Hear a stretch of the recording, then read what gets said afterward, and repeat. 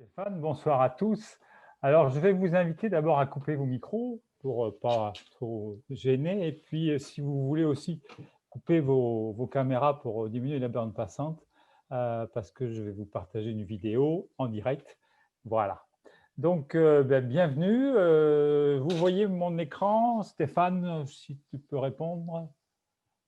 Oui, oui, C'est bon. tout Ok. à fait, c'est impeccable. Ok, alors on démarre.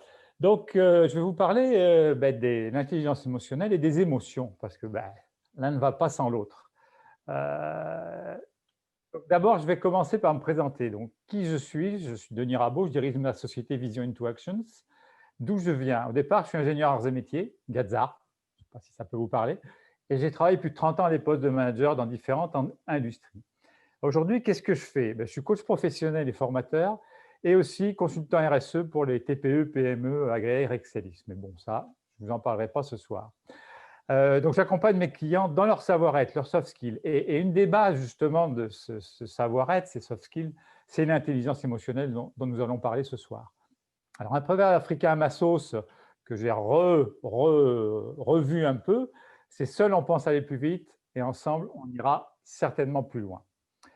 Donc, je vais commencer déjà par vous parler un peu de l'agenda, une vidéo qui va décoiffer, les 9 types d'intelligence, les émotions, qu'est-ce que c'est, l'histoire de l'intelligence émotionnelle, moi-même une intelligence émotionnelle, parce que c'était pas évident pour moi, hein, et puis l'intelligence émotionnelle dans le monde professionnel, et on finira avec des questions-réponses après les 2 présentations.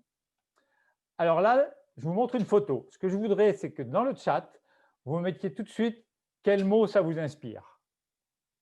Vous avez 10 secondes. Allez, allez, allez-y. Lâchez-vous. Ça y va, ça y va, ça y va. Denis, Ok. simplement, avant de continuer, est-ce que tu peux regarder, tu dois avoir Carole en salle d'attente. Est-ce que tu peux regarder ça? Alors, je vais où pour ça? Normalement, tu Wow. vas… Attends, ok. Donc, admettre tout. Tac, Voilà, admettre tout. tac. Super, merci Denis.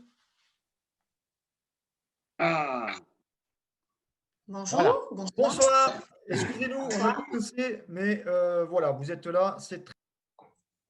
Donc, à ceux qui arrivent juste, la photo que vous voyez à l'écran, elle vous inspire quoi? Si vous devez mettiez un mot, vous avez 5 secondes. La joie. Non, par le chat, désolé. Mais Ah, vas-y, c'est bon, c'est bon. Attends, il faut que j'en accepte encore 2 autres.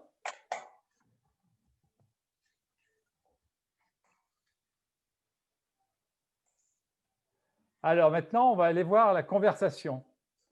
On a alors l'innocence, on va remonter en haut pour voir un peu tout ce que vous avez pu exprimer. Le bonheur, la joie, mignon, mignon, joie, innocence, joie, joie, joie, éduquer, innocence, joie, joie, joie, joie, joie, bonheur, bonheur, joie, papy, candeur, innocence. Donc, la joie revient beaucoup, hein, et on voit que c'est quelque chose qui ressort par rapport à cette image.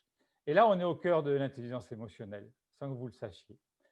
Donc là, maintenant, je vais vous inviter à vous installer dans vos fauteuils, tranquillement, mettre vos casques, OK, et je vais vous partager une vidéo.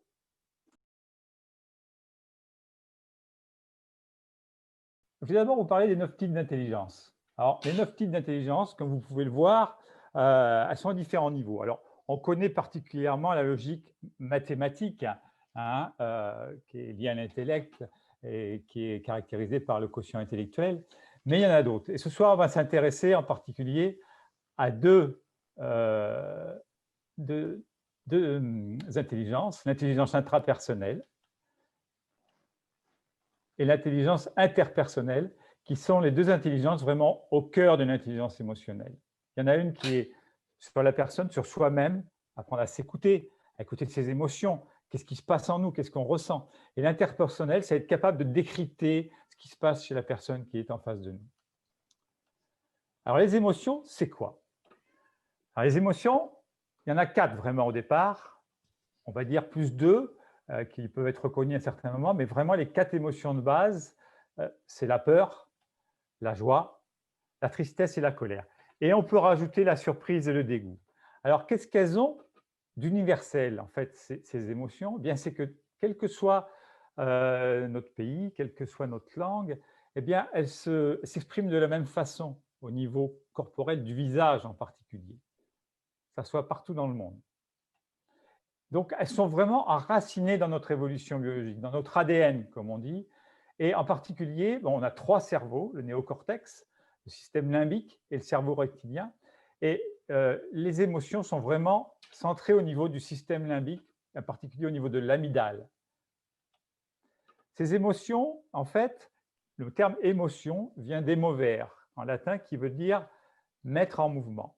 Et en fait, ce qui se passe en une émotion, c'est qu'il y a une mise en mouvement de l'organisme. Suite à une stimulation au niveau des 5 sens, eh bien, il y a une mise en mouvement, une tension qui va se passer au niveau du corps et qui va faire qu'on va avoir une réaction derrière. Vous l'avez vu là, au niveau de la colère, il a accumulé et puis il a pété un câble. Il y a la tristesse aussi, où on va pleurer, la joie, où on va rire. Alors, on a d'autres termes qui peuvent être attachés à ces émotions de base, comme vous pouvez le voir, mais pour chaque émotion de base, on peut avoir une trentaine, une quarantaine de termes. Alors, on n'appelle plus ça des émotions, mais c'est plus des sentiments ou c'est une évolution au niveau de l'émotion. Parce que l'émotion, ça se caractérise par quelque chose qui ne dure pas longtemps. L'histoire de l'intelligence émotionnelle maintenant. Alors, les premiers à s'intéresser aux émotions, ça a été Charles Darwin, par rapport à leur caractère universel, l'aspect universel dont je vous parlais, sur le fait qu'au niveau de la caractérisation de l'émotion, elle est la même dans tous les pays, dans toutes les langues. Ça a été conceptualisé après dans les années 90 par Peter Salovey et John Mayer.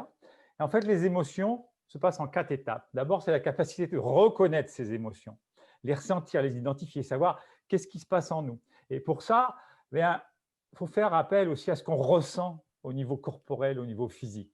Parce que les émotions, elles se traduisent directement dans le physique, dans le corps. Après, il faut les accueillir. On dit aussi les accepter, mais j'aime mieux le terme accueillir. Les comprendre, savoir d'où elles viennent, et les partager. Et tout cela caractérise l'intelligence émotionnelle. Et l'intelligence émotionnelle, au même titre que les émotions, ça existe depuis que l'être humain est apparu sur Terre. Ce n'est pas que depuis les années 90 qu'elle existe, depuis tout le temps. Il y a des personnes qui savent reconnaître leurs émotions, les accueillir, les comprendre, les partager. Donc, en développant ces différents éléments de l'intelligence émotionnelle, on va être capable de maîtriser ces émotions et de composer avec celles des autres. Et c'est là où on va vraiment faire preuve de réelle empathie. L'empathie, elle se situe à ce niveau-là. Alors, je vais vous parler un peu de moi par rapport à l'intelligence émotionnelle, parce que je viens de loin. Je vous avoue que ce n'était pas automatique pour moi. Et à l'âge de 50 ans, donc il y a une dizaine d'années, j'ai eu la chance de profiter d'une formation qui s'appelle la Processcom, qui est basée sur les 6 personnalités qui se traduisent par ces 6 personnalités. D'accord? Donc, avec à la base une personnalité plus importante qui correspond à la façon dont on fonctionne depuis qu'on est né, et après, 1 ou 2 phases. Alors moi, comme vous le pouvez voir, c'est le schéma que j'ai identifié à la fin de ma première journée de formation, où en tant que bon directeur d'usine, je me voyais ingénieur de base, vous voyez, je me voyais persévérant, travaillomane, promoteur, rebelle, et puis après, l'empathique et le rêveur, ben voilà, ça allait en haut, je l'ai mis parce qu'il fallait le mettre, mais ça ne me parlait pas du tout. Et en fait, 15 jours avant la formation, on avait fait un test. Et à ce test, donc à la fin de la première journée, le formateur nous a remis le test. Et surprise, eh bien, j'étais empathique de base. Ça veut dire quoi, ça, empathique de base? Ça veut dire que c'est ma personnalité de base que j'avais depuis que j'étais enfant, adolescent, jeune adulte, et que j'ai toujours refoulé, que je n'ai jamais accepté. Parce que pour moi, le côté empathique, même si je ne savais pas trop ce que c'était lié aux émotions. Et les émotions, je ne voulais pas les accepter. Je ne voulais pas les accueillir. Je ne voulais pas les partager. Et après, ben, le reste, c'était correct. J'avais tout bon. Mais ce côté empathique, ben voilà. Et donc, qu'est-ce que j'ai fait là, à ce moment-là? J'ai pris conscience de mes émotions et de comment je pouvais les utiliser dans la vie personnelle et dans la vie professionnelle. Alors, lié dans le monde professionnel, Alors, il faut bien savoir que l'être humain est émotionnel. Ça fait partie de nous. C'est la vie, les émotions. Nos émotions, elles sont présentes en nous dans toute notre vie, depuis qu'on est né jusqu'à temps qu'on décède, dans la vie privée et professionnelle.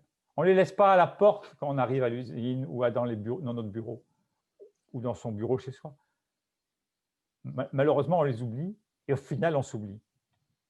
Donc, non exprimées, elles vont s'accumuler et bouillonner jusqu'à ça s'explose à certains moments. Hein. Là, vous l'avez vu avec Daniel Auteuil, hein, c'était vraiment flagrant.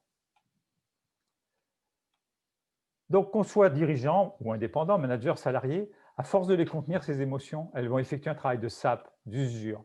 Elles vont provoquer de la lassitude, du stress, de la lassitude, des maladies plus ou moins graves, maladies aiguës, maladies chroniques, maladies dites dégénératives.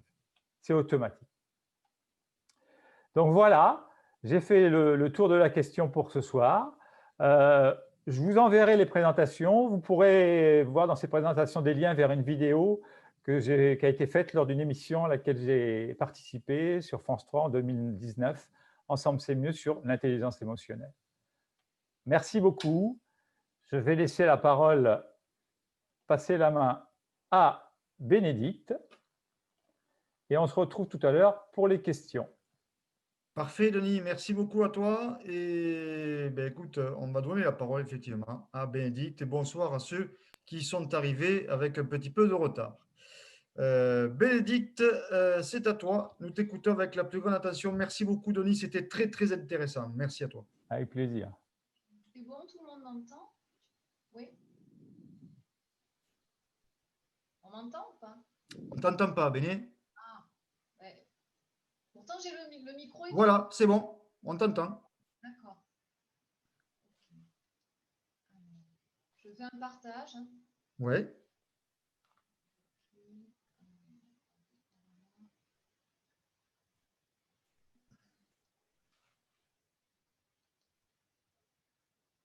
Super.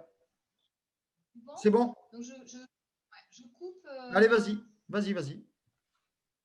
Attends, je voulais couper la vidéo au cas où. Ouais. Voilà, pour être sûr que ça marche bien. Allez, super. Allez, c'est bon. Donc, je commence. Alors, je vais commencer par me présenter. Donc, qui je suis? Je suis Bénédicte Sabatier. Je suis actuellement médiatrice familiale, diplômée d'État. Je travaille à temps partiel dans une association sur le droit des femmes et des familles, où j'exerce dans mon métier de médiateur. C'est tout ce qui concerne les conflits dans la famille en général, et il y en a. Je suis aussi formatrice pour un organisme de formation où j'interviens par mission, et aussi pour le Greta. Donc ce soir, on va parler… Ah, ça ne veut pas marcher. Ah si. Voilà. Donc ce soir, en fait, moi, je vais vous présenter l'analyse transactionnelle qui est évidemment pour moi, c'est en 20 minutes, je ne pourrai pas tout expliquer, mais en tout cas, essayer de donner un éclairage, d'où le titre qu'on a choisi. Donc ce sera de parler de l'historique, comment c'est venu, sa définition, ses objectifs, les concepts, parce qu'il y en a plusieurs, les états du moi qu'on appelle, que j'expliquerai aussi, les transactions et on finirait par les jeux psychologiques qui sont le triangle de Karpman pour ceux qui connaissent. Voilà, alors un petit peu d'historique, d'où vient l'analyse transactionnelle? Eh bien c'est Eric Berne, un psychanalyste américain, qui s'est présenté à l'Institut de la psychanalyse et qui a été refoulé par ses pairs, qui n'étaient autres que Freud. Et donc, il a décidé de rendre la psychanalyse accessible et présente et compréhensible par tous, et donc l'a créée en 1961. Il s'est basé quand même sur la théorie freudienne des 3 instances psychiques, qu'on appelle le ça, le moi et le surmoi. Pour ceux qui ne connaissent pas, le ça va être tout ce qui va être sur les pulsions qu'on peut avoir dès la naissance. Enfin, quand on est enfant, dans la construction de soi en tout cas. Le moi, le surmoi, je vais commencer par le surmoi. Le surmoi, ça va être tout ce qui est plutôt sur les conduites éducatives, c'est-à-dire ce qui est bien, ce qui est mal, et le moi qui va jouer un petit peu le rôle du médiateur. Voilà, et donc Eric Berne, lui, remplace ces 3 instances par 3 états du moi, donc parents, adultes et enfants. Alors, qu'est-ce que c'est et à quoi ça sert? Alors, c'est une méthode qui permet de décoder le fonctionnement humain. C'est pour comprendre en fait la cartographie qui se joue entre nous-mêmes dans nos propres interactions et puis celle avec les autres. C'est une dynamique des relations interpersonnelles qui se joue dans la relation intime par le couple avec l'extérieur, mais aussi qu'on peut observer dans le champ des organisations, c'est-à-dire dans le travail. Il y a 8 concepts et je ne parlerai que de 7 concepts parce que sinon ce serait trop long sur les transactions entre les individus puisque nous sommes en permanence en interaction dans le non-verbal, le verbal et le paraverbal. Le paraverbal, c'est tout ce qui va être au niveau du son, de la voix, le rythme, la fréquence, en fait tout ce qui va concerner la voix. Mais là, l'analyse transactionnelle est vraiment ciblée sur le non-verbal. L'objectif de l'analyse transactionnelle, eh bien, pour soi-même, en fait, c'est de prendre conscience de son fonctionnement et d'essayer peut-être d'y remédier, ou en tout cas par petites touches, au moins se questionner. Et puis pour le professionnel, ça va être d'amener petit à petit, par progression, à l'autonomie. L'analyse transactionnelle, en fait, elle s'apparente en fait à la systémique. Voilà, qui est un autre courant dans la psychanalyse. Alors, donc pour faire un petit schéma, pour présenter en fait tout ce dont je vais parler ce soir, ce qu'on appelle les 7 concepts, il y a les SDR, en fait, ce sont les signes de reconnaissance qui vont amener à des mini-scénarios, puis à des scénarios de vie dans les états du moi, donc les 3, hein, parents, adultes, enfants, et qui vont amener à des transactions. La structuration du temps, je n'en parlerai pas ce soir, ce serait beaucoup trop long, encore une fois, et donc je vais très très brièvement parler des jeux psychologiques que l'on exerce tous les jours, hein, parce que faut savoir qu'on est bien fait, mais en même temps, ces jeux psychologiques nous aident à vivre et à mieux se comprendre et à mieux comprendre les autres, ou en tout cas en prendre conscience. Donc je vais commencer par les signes de reconnaissance. J'ai essayé de faire un petit tableau pour que ça puisse être assez clair. Ce sont des marques d'attention positives et négatives qui viennent impacter le physique, l'affectif, l'intellectuel et même le spirituel. En anglais, on appelle ça des strokes, qui veut dire en fait caresse, mais dans le champ de la psychanalyse, on parlera davantage des caresses narcissiques. Donc ces strokes, en fait, ou ces signes de reconnaissance, ils sont positifs et négatifs. Donc lorsqu'on est enfant, on reçoit de la part de nos figures parentales. Juste, je précise que les figures parentales ne sont pas forcément que les parents. Ça peut être aussi les institutions scolaires, un parent, un oncle, enfin, les oncles, ce n'est pas que le père et la mère. Donc on reçoit en fait beaucoup de messages. Et parfois, ces messages, ils ne sont pas toujours que positifs.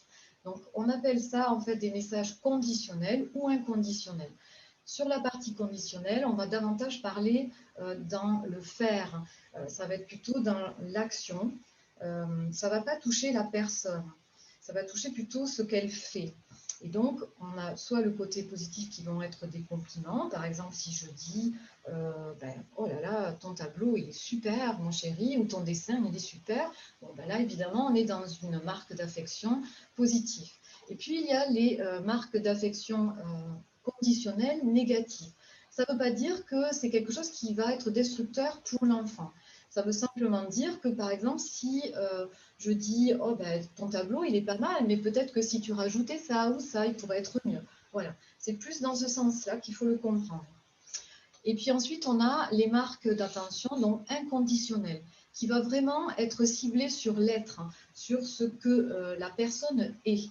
Et donc, si on va sur un exemple positif, eh bien, ça va favoriser l'autonomie pour l'enfant, puisque je pars de l'enfant parce qu'une fois adulte, en fait, c'est les conséquences. Hein. Et si je pars sur un exemple d'un reproche inconditionnel, par exemple, quand on dit, je prends un exemple tout bête et assez classique que tout le monde peut entendre, ou a entendu dans sa vie, en termes d'exemple, qu'est-ce que tu peux être nul, mon pauvre, c'est pas possible. Et bien ça, évidemment, pour un enfant, c'est très destructeur. Et pour se construire en termes positifs, ça va être beaucoup plus compliqué, surtout si c'est par répétition. Alors, Si je fais référence au film, alors j'espère que tout le monde a vu l'extrait de film, parce que je vais quand même m'en servir, pour essayer d'argumenter et que ce soit intégré par tous, puisque ça a été visuel. Si je reprends donc Daniel Auteuil, on peut imaginer que c'est dans le film quelqu'un qui, dans son attitude, a manqué de signes de reconnaissance positifs et qui n'était pas forcément destructeur, mais qui était conditionnel, peut-être négatif.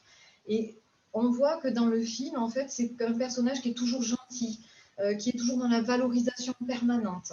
Et il a tendance d'ailleurs à fuir et un peu à étouffer ses émotions, jusqu'à d'ailleurs à péter les plombs, puisque ça fait 35 ans que son acolyte le fait chier, comme il dit. Et Richard Berry, lui, il vient appuyer, en fait, parce que juste avant cet extrait, pour la petite histoire, juste avant l'extrait que vous avez vu, il y a Richard Berry qui, à son tour, en fait, est dans la critique envers Daniel Auteuil. Sauf qu'il est dans une critique inconditionnelle. Et c'est pour ça que d'ailleurs que Daniel Auteuil, il pète les plombs, pardon, parce que Richard Berry lui fait des reproches sur son être. Donc il ne fait que fuir, qu'il ne fait que fuir et que, je ne sais plus, je l'avais noté quelque part, bon, ben ça va me revenir, et qu'il n'assume pas, en fait, qu'il n'assume rien, qu'il est toujours en train d'essayer de trouver des excuses, et donc ça vient tout. Voilà. Hop, à la suite. Donc, de ces signes de reconnaissance qu'on peut avoir ou pas, de manière positive ou négative, on va se construire des mini-scénarios. Et ces mini-scénarios, en fait, il y en a 5. Donc, on a le fais plaisir, sois parfait, fais effort, dépêche-toi. C'est bon, je les ai cités. Alors, juste pour être un tout petit peu explicite, si je prends le fait plaisir, oui. Surtout qu'on reprendra, ça reprend bien d'ailleurs le personnage de Daniel Auteuil. Ce sont des personnes qui sont obéissantes, qui sont conformes, qui sont toujours gentilles, aimables, qui sont plutôt dans l'approbation des autres, toujours serviables. En fait, ils sont suradaptés aux attentes des autres et au détriment de leurs propres besoins. C'est pour ça que dans le film, il pète les plombs, parce qu'il est tout le temps comme ça. Et donc, mais le but de quelqu'un qui est dans ce mini-scénario, dans sa transaction de vie, d'en faire plaisir, eh bien, ça va être, le but, c'est toujours d'être aimé. Alors certes, l'être humain a toujours besoin d'être aimé. On ne peut pas vivre sans ça.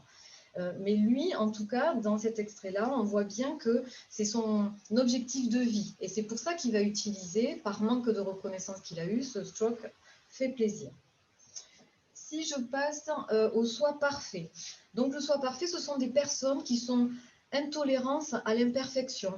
J'ai pu être dans le passé un petit peu comme ça. J'étais une très bonne soi parfaite. Heureusement, ça m'a passé. J'ai beaucoup travaillé dessus, d'ailleurs. Donc, c'est l'imperfection. Voilà, c'est l'intolérance à l'imperfection. Il y a trop de rigueur, un peu l'idéal, il n'y a pas de défaut. Ce qu'on appelle des conduites névrosées, un petit peu, mais qui est quand même obéissant et conforme aux attentes du moi parent, qu'on va voir ensuite. Donc, insatisfait de soi, et parfois peut-être même de ses partenaires de vie, avec un manque de spontanéité. Donc, pour contrebalancer ça, ça va être d'apprendre à lâcher prise et à renoncer un petit peu à la perfection, et être moins exigeant avec soi-même, et donc par conséquent, de manière positive avec les autres aussi. Si je prends l'exemple en suivant, donc sois fort. Donc sois fort, ce sont les personnes qui sont toujours indépendants, qui sont solides, qui sont débrouillards, qui sont beaucoup dans le contrôle et dans le contrôle de leurs émotions d'ailleurs. Il n'y a pas de faiblesse, c'est toujours un winner, enfin en tout cas, essayez d'être le winner le plus possible. Et qui sont d'ailleurs coupés de leurs propres besoins vitaux. Et qui ont besoin, qui manifestent en tout cas, ça ne veut pas dire que c'est vrai, mais qui manifestent qu'ils n'ont besoin de personne pour y arriver. Voilà. Dans le fait effort, alors là, on va retrouver des personnes qui montrent que tout est toujours pénible, tout est toujours harassant. C'est vraiment tout ce qui doit être fait est vraiment difficile. Donc, mais quand même, ce sont des personnes qui sont tenaces et qui en font toujours trop et qui ne savent pas profiter finalement Donc, pour contrebalancer, ce sera d'essayer d'accompagner la personne pour lui faire prendre conscience que même faire les mêmes tâches, mais sans en souffrir et avoir du plaisir, ben, c'est beaucoup mieux. Voilà. Et donc, tu as oublié le dépêche-toi. non, j'y suis. Ah, pardon, autant pour moi. Et donc, il reste le dépêche-toi. Alors, le dépêche-toi, ben, moi aussi, j'ai pu être un petit peu dans le dépêche-toi à un certain moment de ma vie. Ben, c'est toujours d'agir vite, dans la précipitation, vite, vite, vite, vite, vite. Combien de fois j'ai pu dire à mon fils, dépêche-toi, dépêche-toi, dépêche-toi, on va être en retard. Et donc, qui ont une petite tendance à être intolérants à la lenteur des autres et qui voudraient que tout le monde un petit peu soit comme ça. Les dépêche-toi sont aussi assez en retard, qui ont l'impression en fait de pouvoir exister au travers d'un retard, comme s'ils allaient essayer comme s'ils pensaient en fait arriver à rattraper ce retard en se dépêchant, en travaillant dans l'urgence. C'est une erreur, voilà, c'est une grosse erreur. Donc pour contrebalancer, ça va être d'essayer d'amener la personne à prendre le temps, justement, le temps de vivre sans courir et sans être en retard. Alors, de ces mini-scénarios vont apparaître en fait des transactions de vie. Et il y a 3 possibilités d'après Eric Berne, voilà, qui va être plutôt dans le gagnant, le non-gagnant et si ça veut bien, pourquoi ça ne veut pas? Si, voilà, et dans le perdant. Donc, le gagnant, ça va être d'être en congruence avec soi-même et avec les autres. Le non-gagnant, ben, c'est la non-congruence. Mais ça ne veut pas dire que pour autant, la personne ne peut pas y arriver, parce que quand même, la vie est longue et que heureusement, il y a la résilience aussi dans la vie. Et les perdants, par contre, ça veut dire que c'est quelqu'un, c'est une personne qui a reçu beaucoup de marques négatives, voire destructeurs, donc dans l'être, et qui peuvent aller jusqu'à, alors j'ai marqué TS, en fait, c'est-à-dire les tentatives de suicide, voire jusqu'au suicide. Donc c'est vraiment très, très, très destructeur. On en arrive aux états du moi. Donc à créer Eric Berne. Donc la partie parents, c'est tout ce qui va régir des lois éducatives et des figures d'autorité. Fais pas ci, fais pas ça, on traverse pas au feu rouge, etc. Qui sont un besoin tout à fait normal en tant qu'enfant pour apprendre les lois éducatives. Ensuite, il y a l'adulte. Alors ça, c'est ce qu'on devrait, au conditionnel, être en permanence. Mais c'est pas possible. Et quelque part, heureusement, ça voudrait dire qu'on aurait plus un état d'enfant. Mais ce sont des interactions en fait qui se font dans l'ici et maintenant avec une prise de recul, une certaine analyse et de la logique. Si par exemple je dis quelle heure il est, la personne en face elle va me dire il est 17 h. Ça, ce sont des transactions très simples d'adulte à adulte. Quand on parle de l'enfant, alors là j'ai juste marqué en fait quand l'enfant ou le parent prend les commandes dans la position d'adulte, si effectivement le parent prend les commandes et l'enfant aussi, eh bien en fait ça manifeste que c'est le passé qui reprend les commandes. Chaque état du moi négatif est contre-productif et chaque état du moi positif est approprié au contexte et utile à la relation. Alors, je vais essayer de détailler maintenant chaque bulle, chaque état du moi. Donc, dans le parent, hop, je vais tout mettre comme ça, voilà. Dans l'état du parent, eh bien, on a 2 états. C'est pour tout le monde, ça. On a le parent positif qu'on appelle normatif, c'est-à-dire que le parent, en tant que parent, on induit un cadre structurant pour nos enfants, ou même autour de soi, même dans le milieu professionnel. Donc il y a des cadres qui sont structurants, c'est un rappel des règles, tout simplement. Et puis dans le parent normatif plutôt négatif, c'est-à-dire que c'est toujours dans l'extrême, donc ça dénote en fait, ça se manifeste par une rigidité, des interdits, une puissance, il y a un sentiment de puissance absolue et qui va se traduire pour la personne en face sur un sentiment d'humiliation et d'impuissance. Et chez l'enfant, en fait, ça se traduit par des enfants qui sont plutôt réservés. Alors, je fais très attention à ce que je dis parce qu'en tant que parent, évidemment, il n'y a pas de parent parfait et on a tous à se remettre en question parce que là-dessus, on peut se dire, oulala, moi j'ai été dans ça ou dans ça ou dans ça. Voilà, ça reste une théorie et il faut le prendre quand même avec beaucoup de tolérance pour soi-même. Sur le côté parent Positif, nourricier, c'est-à-dire que là, c'est un parent qui est rassurant, qui est soutenant, comme un étayage en fait, et qui encourage et qui va favoriser l'autonomie de l'enfant. Et puis il y a le parent nourricier, mais un peu trop en fait, et tellement nourricier qui va surprotéger son enfant, et c'est pas bon non plus. Tous les extrêmes ne sont pas bons. Si je parle de l'état d'enfant, l'état du moi, pardon, enfant. Alors là, il y a trois possibilités. Eh bien, l'enfant, il va être soumis, adapté. Donc, il est adapté par les lois qui sont régies de son parent et qui en ont besoin. Donc, mais ça va être quelqu'un qui aura toujours besoin un petit peu de son parent et qui va être tout à fait normal. Et puis, il y a l'enfant adapté, soumis. Alors lui, c'est l'enfant qui est très très respectueux des normes, un peu trop, c'est-à-dire qu'il y a eu un parent aussi normatif négatif, donc un peu trop rigide, et donc l'enfant, lui, va se construire avec une culpabilité assez grande et qui va se dévaloriser, il va s'auto-saboter, et ça accuse une incrédibilité plutôt qu'une crédibilité. Chez l'enfant rebelle, on a tous un côté rebelle, hein, ça c'est voilà, on a tous un côté adapté et puis rebelle. Et dans le rebelle, il y a toujours du positif et du négatif. Donc dans le côté positif, en fait, c'est par exemple quand chez les adolescents, quand un parent lui dit tu pourrais ranger ta chambre, non, je n'ai pas envie. Voilà. Ça c'est être rebelle, mais c'est quelqu'un qui se défend, mais qui ne subit pas. Par contre, quand on est dans l'enfant rebelle négatif, là encore, ça veut dire que dans les signes de reconnaissance dont j'ai pu parler tout à l'heure, l'être a été sacrément endommagé et donc qui a vraiment manqué de signes de reconnaissance positifs et qui du coup vient provoquer un enfant très rebelle et agressif, voilà, et très provocateur. On le retrouve dans certains milieux sociaux, voilà. Si je prends l'enfant libre, alors l'enfant libre positif, ça veut dire qu'il a eu un parent nourricier, juste ce qu'il fallait, avec un petit peu de dose de parents normatifs, juste ce qu'il fallait. Et ça lui permet finalement d'avoir assez confiance en soi et d'avoir une estime de soi. Je rappelle que l'estime de soi, c'est la valeur qu'on a de soi-même. Et que la confiance en soi, c'est plus sur l'acte, c'est-à-dire je suis capable de. Voilà, c'est la différence. Donc l'enfant libre, lui, voilà, il va être assez autonome et il va être valorisé pour lui-même. Par contre, l'enfant libre dans l'extrême, c'est pareil, c'est-à-dire c'est toujours destructeur parce que ce sont des enfants qui ont manqué de repères à un moment donné, parce qu'ils sont trop libres. Et donc ils ne se soucient pas des autres, ils n'ont pas la conscience de si c'est bien ou si c'est mal, et même en fait ils s'en fichent complètement.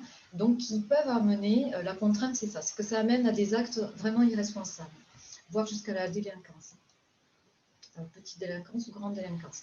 Si je prends l'adulte, l'adulte, en tout cas comme ça semble le plus adapté. Mais attention, parce qu'un adulte qui est trop adulte, ça veut dire qu'il ne va pas exprimer ses émotions. Et en tout cas, il va en manquer. Ça va manquer, c'est sans émotion. Et donc ça, c'est pas bon non plus. Et ça veut dire que c'est quelqu'un qui ne s'est pas toujours valorisé aussi. On arrive dans les transactions. Donc les transactions, ça correspond à quoi? Ça correspond à quel état du moi quand je parle avec quelqu'un. Je suis en fait, à quel état du moi, dans quel état du moi je suis quand je parle avec quelqu'un et à qui ça s'adresse. Quand il y a les transactions parallèles, donc de parent à parent, adulte à adulte et d'enfant à enfant. Si je prends par exemple un exemple tout simple, si je reprends l'exemple du film, on retrouve bien, d'ailleurs Daniel Auteuil qui est dans une position d'enfant rebelle, puisqu'il n'en peut plus, il a tellement attendu depuis 35 ans qu'il pète les plombs, et donc là il est dans un enfant, à la fois il était dans une position d'enfant soumis, adapté, et il se retrouve tout d'un coup dans l'enfant rebelle qui n'en peut plus. Parce que juste avant l'extrait, c'était Richard Berry qui lui faisait plein de remarques négatives sur son être, et donc sur quelque chose d'inconditionnel. Et là, dans l'extrait qu'on voit, on retrouve Richard Berry dans un enfant soumis, puisqu'il est assis sur le canapé, il ne penche pas, il baisse les yeux et il s'en prend plein la tronche. Et donc là, il est plutôt dans un enfant soumis, et il ne dit rien, il attend que ça se passe. Donc c'est ce qu'on appelle en fait des transactions croisées. Donc là, Daniel Auteuil était plutôt l'enfant rebelle qui finalement parlait aux parents dont avait été Richard Berry juste avant. Et parent normatif négatif. Et là, c'est l'enfant rebelle plutôt positif parce qu'en fait, il s'en défend, c'est pas forcément du négatif. Ce qu'on appelle les transactions croisées, les parallèles d'adulte à adulte. Donc, on retrouve bien dans l'extrait du film d'ailleurs, Daniel Auteuil, une fois qu'il a fini, il a bien transpiré, il s'assoit, il reprend son calme. Richard Berry ne dit rien et ils arrivent à reprendre leur conversation en tant qu'amis, puisqu'ils se connaissent depuis 35 ans, je rappelle. Finalement, ça passe par une phrase très simple. Tu veux du café ? Oui, merci. Voilà. Et donc là, on retrouve une transaction adulte-adulte. Alors, les transactions fuyantes, et bien là encore, on retrouve Daniel Auteuil qui est plutôt donc, critiqué par son cher ami Richard Berry parce que finalement, il le catalogue de quelqu'un qui fuit tout le temps depuis 35 ans et que c'est quelqu'un qui ne s'affirme pas, qui dissimule, qui fuit, qui se défile et qui ne dit pas la vérité et qui n'agit pas. Donc à la fois, il lui donne des signes de reconnaissance dans son être destructeur et à la fois aussi dans l'action, donc dans son être conditionnel mais négatif. Donc c'est comme ça qu'on retrouve Daniel Auteuil dans des transactions fuyantes tout au long du film. Alors je sais bien que là on n'a vu qu'un extrait, mais j'essaie de vous expliquer et je prends ces exemples-là pour que vous puissiez comprendre comment ça marche. Ces transactions amènent en fait à des jeux psychologiques qu'on fait tous les jours avec quelqu'un, mais on ne s'en rend pas compte en fait. Donc c'est ce qu'on appelle le triangle de Karpman, puisque c'est Stephen Karpman qui a créé ce triangle, qu'on appelle aussi le triangle dramatique. Donc comment ça se passe? Il ne me reste pas beaucoup de temps, donc très très vite. Eh bien en fait on peut être, alors si je reprends d'ailleurs le film, on voit bien que Richard Berry juste avant que, alors je vous le dis, Richard Berry juste avant, je pense que vous l'avez compris, il lui en a mis plein la sauce aussi, et donc il était, Daniel Auteuil était vraiment dans un état de victime. Et donc, ce qu'il fait, c'est que de son état de victime, il pète les plombs, il en devient persécuteur. Et à la fin, finalement, pour retrouver un état plutôt d'adulte, eh bien, il va redevenir, c'est Richard Berry, pardon, qui va redevenir le sauveur, puisqu'il va lui proposer finalement de boire un petit café. Mais ce qui a permis à Daniel Auteuil d'avoir le courage finalement de ne pas fuir comme ça lui est reproché, c'est à un moment donné certes ses émotions c'était trop, mais c'est d'avoir eu finalement assez de puissance et il s'est donné la permission et assez de protection pour lui-même, même si c'était spontané, puisqu'une émotion est toujours spontanée et c'est la différence avec le sentiment, pour finalement oser dire tout ça. Voilà. Je finirai juste par une phrase de Jean-Paul Sartre que j'aime beaucoup. L'important, ce n'est pas ce qu'on fait de moi ou de soi, mais ce que je fais de moi, mais ce que je fais de moi-même et ce que l'on a fait de moi. Voilà.